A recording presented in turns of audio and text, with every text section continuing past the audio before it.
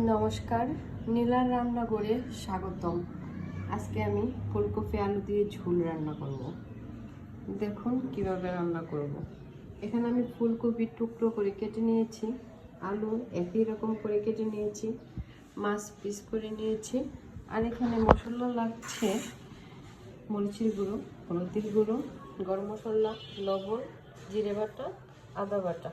আর এখানে আমি সোমবারে দেব তেজপাতা, জিরে, কাঁচা লঙ্কা। চলেন রান্না শুরু করে দিই। এখন আমি ফুলকপি আর আলু একসাথে সিদ্ধ করে নেব, হালকা সিদ্ধ করে নেব আর কি। হালকা একটু লবণ দিয়ে, হলুদের গুঁড়ো দিয়ে মাছগুলি ভালো করে মেখে নেব।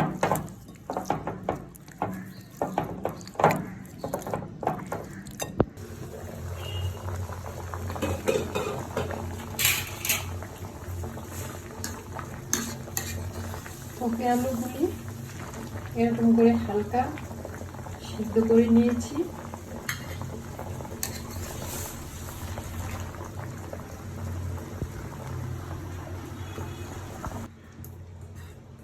মাছগুলি দিয়ে দিচ্ছি।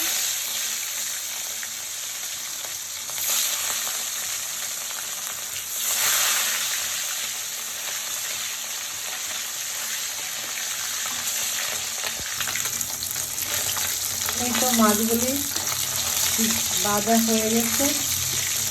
বেশি কড়াও ভেজে নেওয়া যাবে না, এরকম হালকা করে ভাজতে হবে।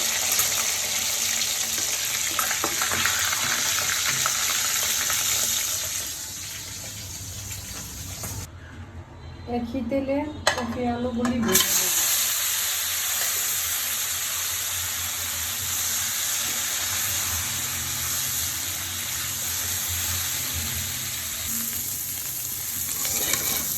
কপি আলুগুলি ভাজি হয়ে গেছে, এরকম লাল লাল করে ভেজে নিলাম।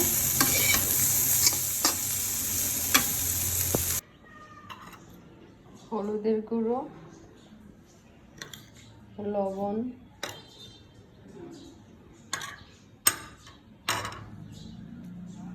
জিরে বাটা, আদা বাটা, শুধুমাত্র গরম মশলাটা রেখে দেব আর এই সবগুলি পেস্ট করে নেব।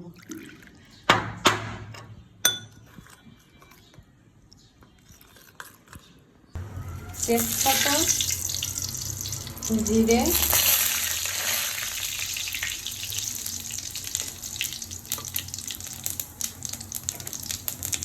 পেস্ট করা মশলাটা দিয়ে দিলাম।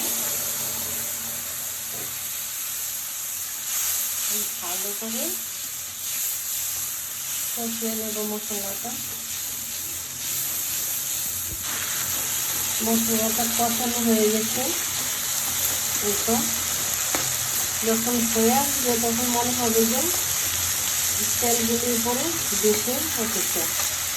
এখন ভেজে রাখা কপিগুলি দিয়ে দেবো। ভালো করে মাখিয়ে এখন আমি ঝোল দিয়ে দেবো।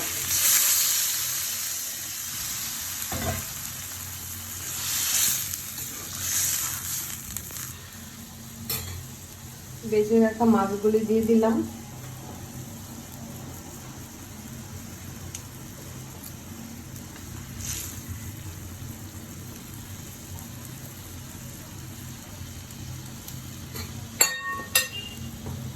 তারপরে কয়েকটা কাঁচা লঙ্কা এভাবে দিয়ে দিলাম।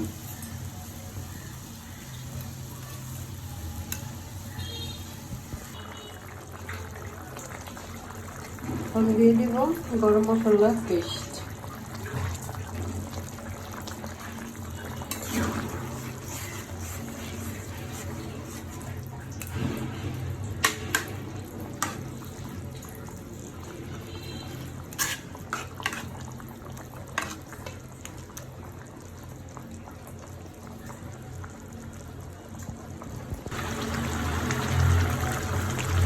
এই তো ঝোলটা হয়ে গেছে, এখন আমি নামিয়ে নেব।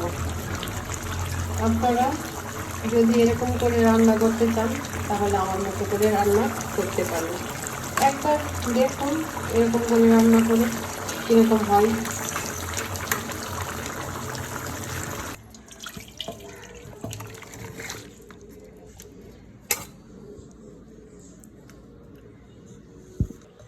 এই তো হয়ে গেল আমার কাতলা মাছ দিয়ে কফি আলুর ঝোল।